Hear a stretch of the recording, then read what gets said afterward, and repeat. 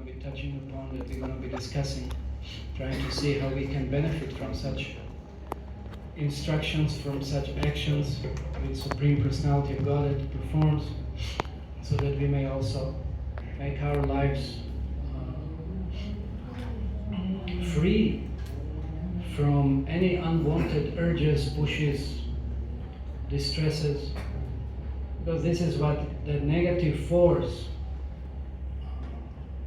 represents. Anybody here who knows what it means, Ravana? What is the meaning of Ravana? When we say Ravana, what does that mean? What would that refer to? Nowadays it's quite popular actually to have that kind of mentality like the Ravana type of mentality or he had. People think that's very desirable, because somebody with such mentality appears to be very successful, appears to be very accomplished. No? Okay, so what does Ravana represent? Who knows? Who can say? Nobody knows. Ravana. At least something you must have heard. Huh? What does Ravana represent? Does it be exposed to something, some kind of information about Ravana? Yes? Lust, anger, ego. He said lust, anger, ego. Anything else? Mind. Practically. Being happy by seeing other person in pain. Being happy by seeing other person in pain. One who steals others.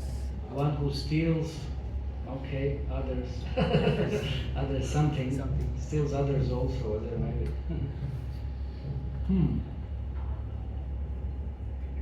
Pratik, what do you want to say? Ego makes you cry. Okay, this is definition given in Srimad Bhagavatam. The 9th canto. So Prabhupada gives this definition in the purport. But isn't it kind of nowadays prominent and to some extent also imposed upon us to think that we have to make others cry, no? Then we will feel very good. Then we will feel very successful. And we will feel very distinguished. Just like what did Ravana want? He wanted to conquer the whole universe. Almost he did. In one sense he thought he did. No? He wanted to subjugate everybody else to his own purpose. He wanted to think that yes, I'm the most powerful, everybody is bowing down to me. Everybody is subservient to me. That's what Ravana wanted. And in many ways we are all to some extent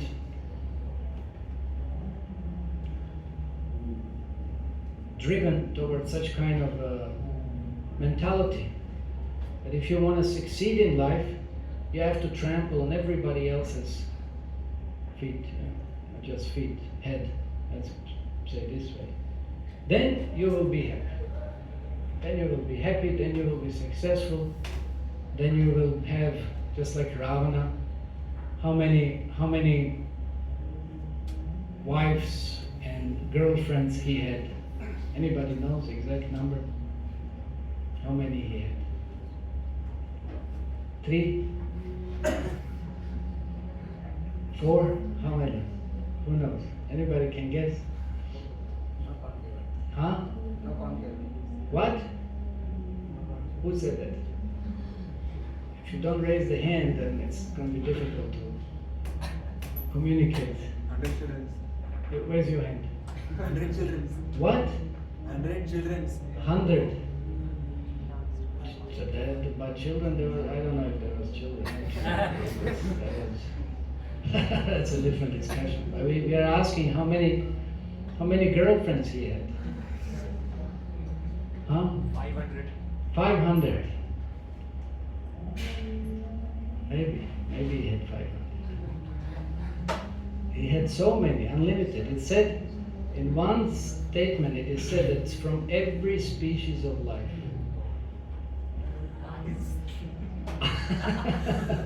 Yeah, that's not funny. That's what lust means. He was very lusty. He had at least one from every species of life. Opposite gender. No. And he was able to transform himself also in the opposite form, so that he can experience that kind of relationship. Was very expert in enjoyment, sexual enjoyment. But we see that, and of course he had so many thousands and thousands of different princesses. He would go throughout the universe, and whoever he would like, he would kidnap. And there you go. That was it. So it was uncontrollable, and never satiated. But very interestingly, his main wife, his primary wife, was very chaste and quite realized, Mandodari. But Ravana was just uncontrollable. So that was one of his qualities, that he would do anything to try to satisfy his lust. I was ready to do anything. And in that course of action, he wouldn't care how it would afflict anybody else. Because that's what it means. Ravana, because we say he was a Rakshas, that means he was kind of demoniac. So that's very selfish position. It's very selfish position. So again, I'm saying, how does that, it relates very much to nowadays circumstances that we are in. We are taught to be very selfish, very unconsiderate, very senseless towards others, just thinking about ourselves. Do you see that kind of society, where does that lead toward? Because if we are like this and everybody else is like this, we wouldn't like it. We won't appreciate it. But somehow or other, the accomplishment in this life that is considered to be some kind of success, it's how do you manage competing with others? How do you manage, as we say, subjugating others? How do you manage stepping on others' heads so that you may feel very advanced, that you may feel very accomplished? This is mostly how we have been taught. And this is mostly what is going on. I mean, through the media, what do you see? What kind of perception do you get when you are exposed to all different kinds of movies that are presented, and different kinds of stories, different kinds of dialogues? Everybody wants to be kind of a Ravana type. Just exploit as much as you can, and whatever feels good, just do it. And don't worry about anybody or anything else. So that's that. This is the same mentality. But because of that very same mentality, that's why mostly we are all here in this material world. That's what material world is meant for. It's meant for such kind of mentality, to exploit others. But that's also the very interesting feature of such mentality, that yes, you may exploit someone else, but you will also be exploited. You will also be exploited, and you won't be able to control that. So very often we do get, and we become exploited, and there's nothing we can do about it. We can scream and shout and protest and whatever, but we will be exploited, because it just comes as a reaction. It just comes as a reaction. We see in any, of course, there are many, many different examples in scriptures. Whenever anybody tries to exploit somebody or crosses the line, tries to do something or overpunish, let's say overpunish someone or over-exploit someone because of greed, because of not caring for anybody else, that there is tremendous reaction.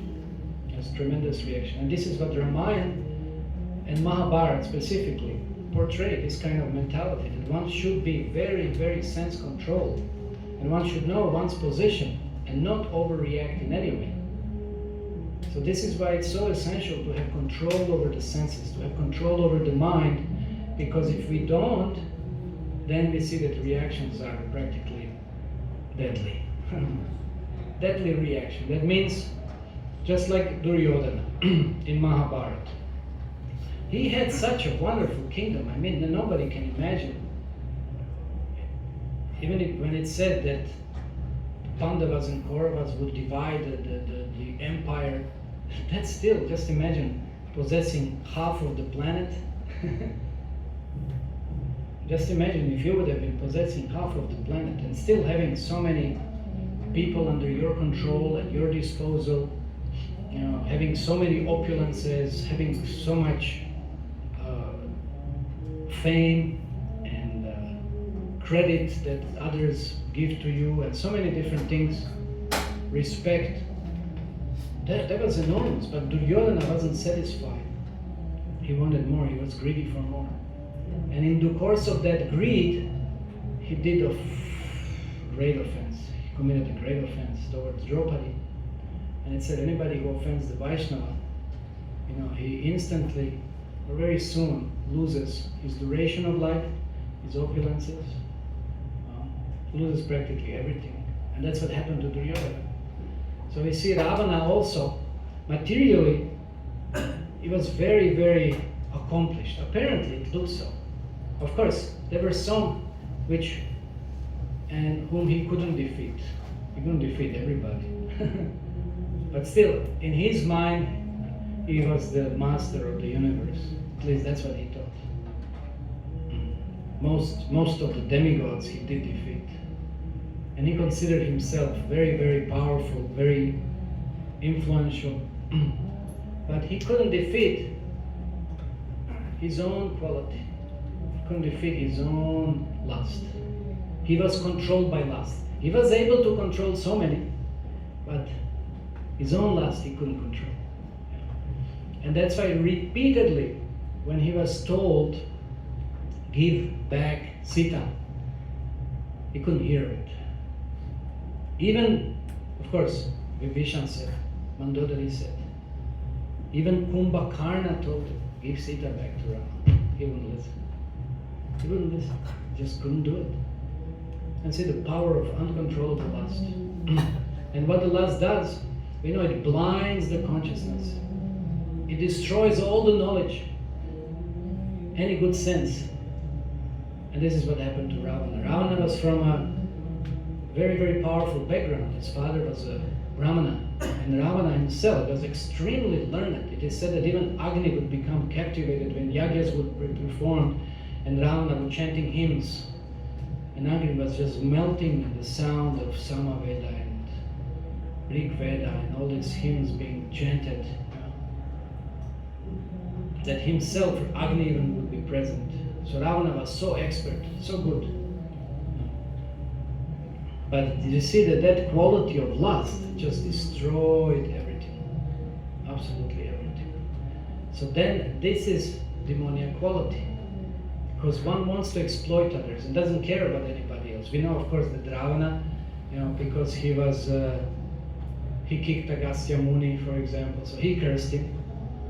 He earned a lot of curses, a lot of reaction, and then we wanted to kidnap Vedavati.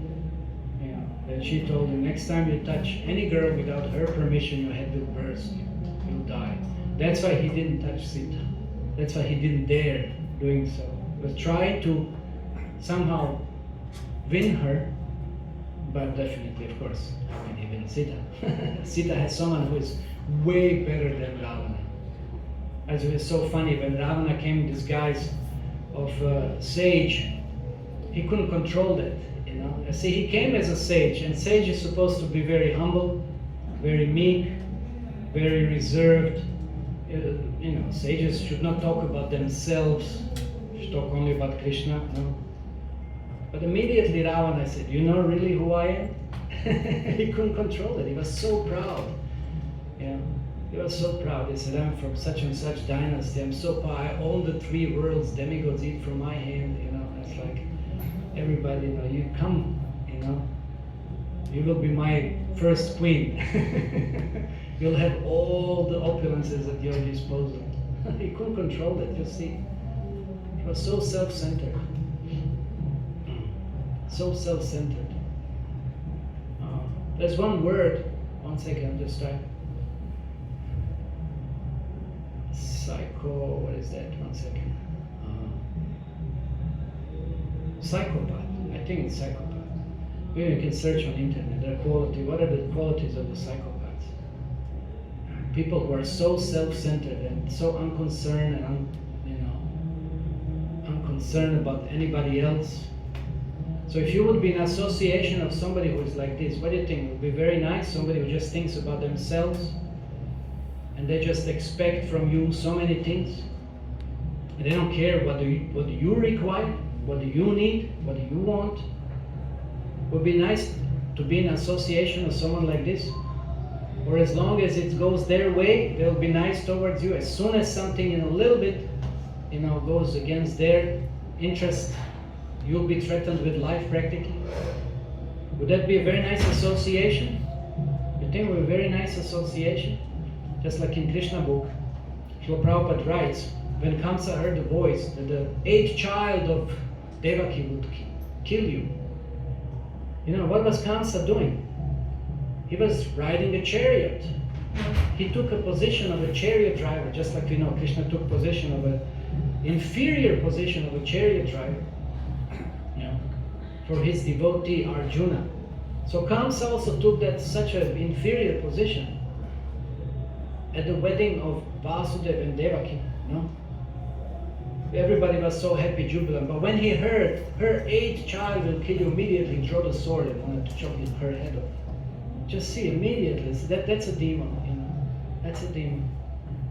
Just seeing his own interest and then it threatened, you know, his position, immediately he would react without any concern, without any. And then Srila Prabhupada writes. He said that you cannot trust anyone who doesn't have their senses under control. And this is mostly the case with every materialist. Materialist means one who wants to enjoy his senses. One who wants to enjoy his senses. That's a materialist. And one who always takes shelter in sense gratification. That's a materialist. That person can never conquer over lust. It's impossible. Just like yesterday we were discussing, there was one very powerful verse which says that Krishna will definitely reward someone who is practicing devotional service. One will definitely be able to overcome any attachment towards material gratification, sense gratification, any attachment towards the matter. One can overcome this. But it's just a matter of time. Of course, it's a matter of Krishna's mercy. But one has to still remain attached to performance of devotional service. So then there's no question of fall, there's no question of obstacles. And even still, a devotee's mentality is, no matter how many obstacles there might be in the spiritual path, one still has the faith, yes, that Krishna will deliver me. Krishna will deliver. And he takes shelter of what? When the difficulty comes, what do? We go on the internet, we start listening some songs, we start watching some movies, we start, I don't know, something to do with sports, politics, this, that, something material. That's where we take shelter. That's what we take shelter of, no? Just see, watching news, no? Just see what we do every day, what we do, and something. We are not taking shelter of Krishna's pastimes. We are not taking shelter of holy name. We are not taking shelter of anything that is in relationship to devotional service. And that contaminates us. That keeps us bound. That doesn't allow us to rise above those conditionings. But Krishna says one still, even though one may be going and experiencing different obstacles which seem unsurmountable by our own effort, Krishna is ready to help. But we have to demonstrate that at least we want to take shelter of Krishna's pastimes, Krishna's holy name. We cannot force Krishna, but by our mood, our mentality, our desire, Krishna will definitely deliver us. Because we see through this pastime of Ravana, what is that lust? We just see what the lust does. Ravana had how many heads? 10. And all 9 also told him, give up Sita. And the one which was the most stubborn, the most, vicious, it wouldn't give it up. It wouldn't give it up. See what the lust does. See what the lust does. So how do we overcome that lust? We think, yes, that's what I said. That's how we started a little bit this discussion in the beginning. We said, this is how we are trained nowadays, to entertain the lust. Yes, very nice. Very nice. Entertain your lust. Put more fuel on that fire. Make it grow and burn. Just have a fun. Yeah, you may have a fun, but where does that fun end into? It destroys your whole dynasty. It doesn't destroy just yourself. Just like Ravana. He had fun. He thought it's fun to kidnap Sita. Yeah, it was fun. Maybe you come in disguise and you cheat. What you mostly do when you want to win over the girl, you have to tell so many lies. No? And it's fun. Then you conquer. You think, yes, it's very... But then what's the price you have to pay later on? How much suffering, how much entanglement, how many troubles? Why don't we think about that? And what is the result? Like we see Ravana, he didn't just destroy himself, he destroyed his whole dynasty, his whole family, his whole, race practically. Very few were left with Vibhishan. Everybody was gone. So this is the power of lust. So if we don't surrender to Krishna and take shelter of something divine, then that's obviously what it follows. And we don't have to talk about the Ravana. We don't have to talk about, we may say it's some story or whatever. It's not a story, it's his story. But even putting that aside, let's see nowadays what is going on. Just see anybody who is. It's just we just can look at ourselves. What happens when we are afflicted by lust? What is our mood? What is our mentality? How that exploitative, quality becomes so prominent. How careless, how insensitive we become towards others, just trying to satisfy that lust. It becomes so abominable. So abominable. So then what has to be done? Then Vijay Dashami, just coming to conclusion, Vijay Dashami, just like that, hopefully have to call upon Lord Rama. Please save us from that demon that it's captivated our heart, that it's squeezing our heart, making us unable to live, to breathe, to exist. Kick him out, throw him apart, throw him away, kick that demon. Because again, what we are doing when we are chanting, Hare Krishna, Krishna Krishna, Hare Ram, Ram Hare Hare. We're supposed to invite Lord Krishna, Lord Ramachandra into our heart, no? And they are in our heart, within the region of the heart, it's Paramatma. But will they ever come in a dirty place? When you invite someone, do you want to invite them to a dirty place? No. Just like we know story of Krishna's appearance. There were 6 sons that represent something. They were killed before Krishna appeared. No? They're representing all the anarthas. Kama, Krodha, Lobha, Moha, Mada, Matsarya. That was removed from the heart. And then 7th was Balaram, who set up the scene and stage and whatever. And then Krishna was invited. He cleaned everything. He said everything out. Then Krishna will come. So in our heart, it's filled with all these horrible, bad qualities. How can Krishna appear? How can Krishna bring the enlightenment? How can Krishna, come in such a desolate place When there is nothing there, empty or even worse, if it's contaminated like it's filled with so much filth, horrible. It'll never, how it is possible? How it is possible? That's something we have to do. We have to clean our heart, we have to purify our heart. Then Krishna will shine through, then Krishna will manifest.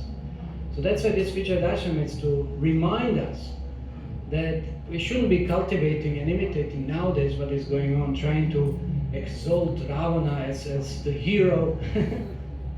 You know, Ravana is a hero nowadays and Rama is a demon. That's a typical Kali Yuga mentality. That's said in the 16th chapter of Bhagavad Gita. But that's the demoniac mentality which says that what is religion they consider to be irreligion, and what is irreligion they consider to be religion. You can see that. I was in Tamil Nadu. You know, they very much exalt Ravana as he's the hero because he's from down south. Kind of, they think like this, which is not a fact. There's some, anyway, that's a different discussion now. Yeah. So people have so many misconceptions. Why? Just because they want to maintain that demoniac mentality, that I'm controller. And what kind of controller? When you have to kick out from this body, what kind of control do you have? You have non-control, any control, you know, about that. And so many things happen throughout our lives. What control do we have? And why is all this going on? Again, lust. We think lust is our best friend. Yeah, most adorable, most desirable. And that's exactly what it appears. That's what Maya means. Maya will come in disguise, just like Putana. She was such a witch, you know. And she comes like very friendly. It's amazing. She even bewildered Yashoda, Mother Yashoda, Krishna's mother, and Rohini also. She was so expert. She was so expert portraying herself like she's such a well-wisher. Oh, I just want to feed the baby child, you know. I want to do some service, no? And she was so beautiful. She was so enchanting. She was like, you know, whatever. It was real witch, you know. But she knew the art. And she bewildered even Madhya Yashoda and Rohini. It is said, the analogy is given, she was just like a sharp sword in a soft sheet, you know. You know, sometimes you go to museums and you see all these, the sheets that the swords are kept. They're so embroidered, they're so, with velvet around, and they look so amazing, so wonderful, so great.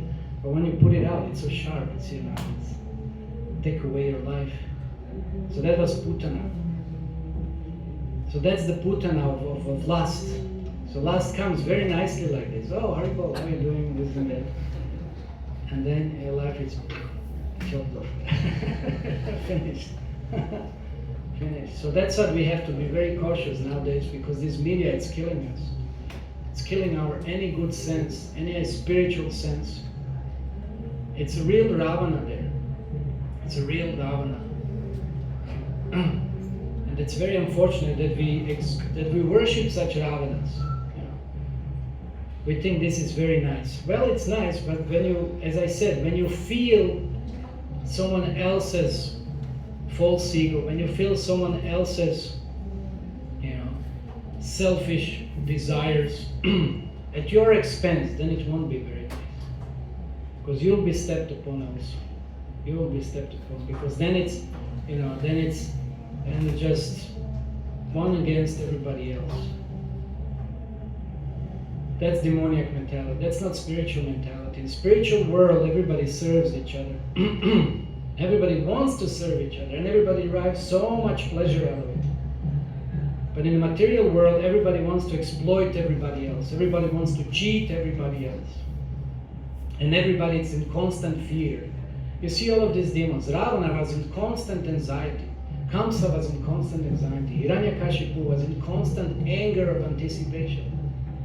What is the use of you conquering the whole universe and having billions of prostitutes or whatever? I don't know, just put it a little stronger way. What is the use of doing any of these things when you don't have peace of mind? When you don't have tinge of devotion towards Krishna? What is the use of any of that? So that's something that we can learn at least. So when you conquer over the lust, you conquer over that Ravana. That's what should be goal of life. Yeah. Why people worship demons? Because they think they'll benefit.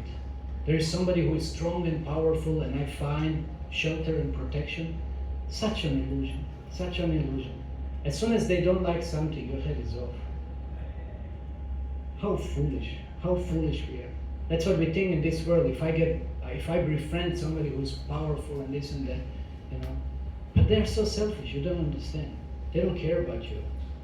As long as you lick their boo, they'll somehow keep you around. As soon as they don't, you know, like you, you're gone. But which master do we want to worship? Yeah. Which master do we want to worship?